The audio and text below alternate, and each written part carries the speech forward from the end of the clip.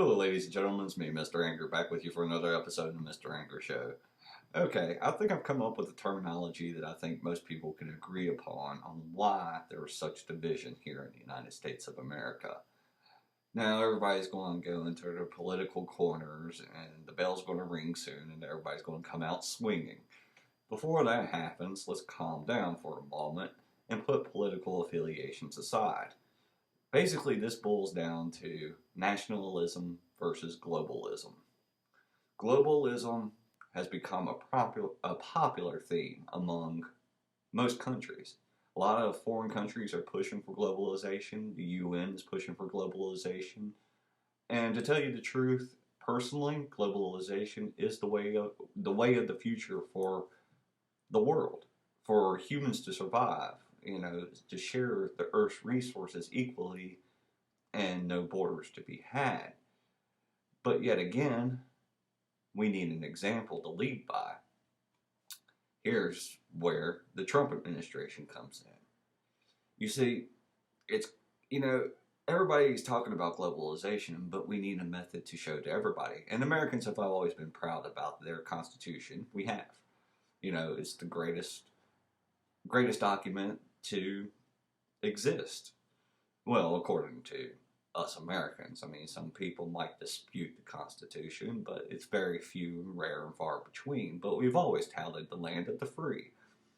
And America has been a global force to be reckoned with and a global power for quite some time now. So people are going more towards towards the globalization line of thinking, the open borders and all that. But we need to lead by example. And in order for us to lead by example, we can't have any faults in our own system ourselves. And that is what Trump is trying to correct. We gotta show the world, if we want to lead the way to globalization, we gotta show the world that we can secure and keep safe our people. We gotta show the world that we could get things right, not be in the low 30s in healthcare, not to be in the low teens to the mid 20s in education. We're falling behind on several programs. It's kind of hard to show the world the way to globalize and to show how a system can work for everyone if the system itself is broken. So, in other words, if we have somebody who's homeless, somebody who's starving, people are going to look at that and say, okay, then if your way is such a good way, then why is there people in your own country suffering? So we got to focus on our internals first.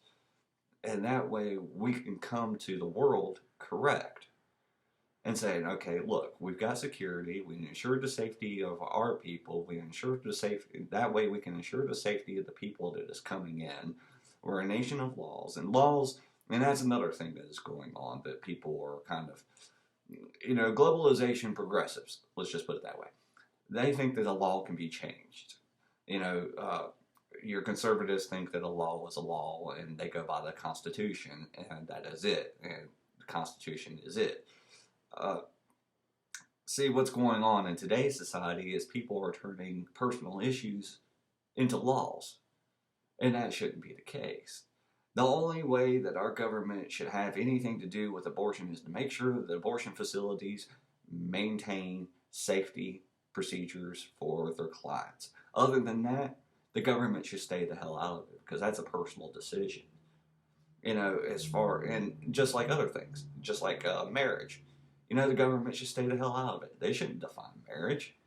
If somebody wants to marry have more than one spouse or wants to marry the same sex or this sex or that sex or whatever sex, that's a personal decision. And, that personal decision should be left up to them.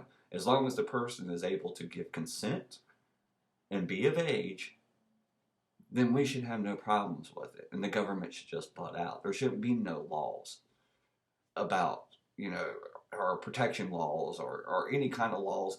The government, why are we turning the government into our mom and dad? And that's what Trump is tired of. Trump is tired of the laws being, used as a personal, as a focal point for social justice and for personal decisions. And we shouldn't be in that. We should have just standard laws. Laws should be okay. You have the right to bear arms. You have right to freedom of speech, but you can't threaten people. There's exemptions. If you're a felon, you can't bear an arm. Uh, you know, those are actual good legit laws. Legit laws that should stay into focus. You can't murder, you can't kill, you can't rape, you can't steal, you can't. Those should be your basic laws. Any other laws that has to deal with personal or personal feeling or a personal projection of the world shouldn't exist.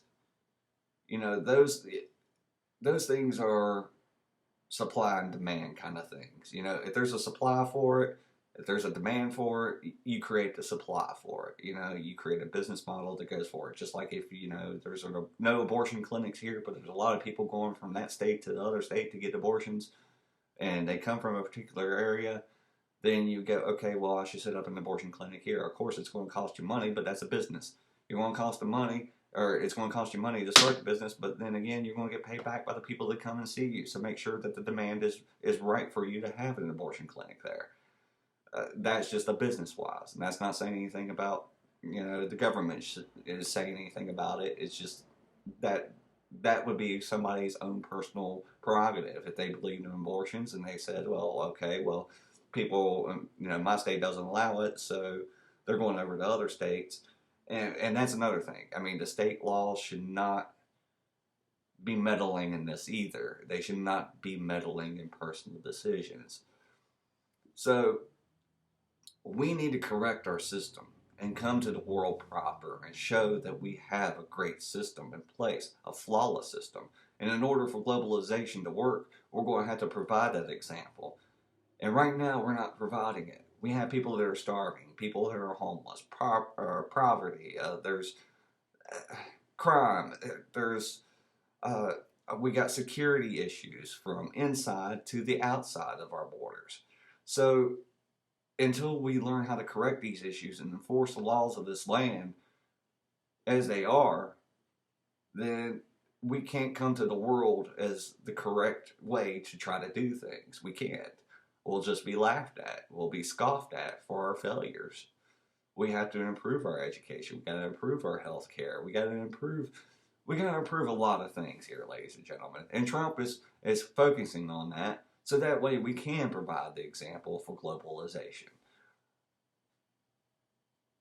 That's just my 2 cents worth. I mean, take it, leave it, do what you may, do what you might. I mean, people will complain no matter what.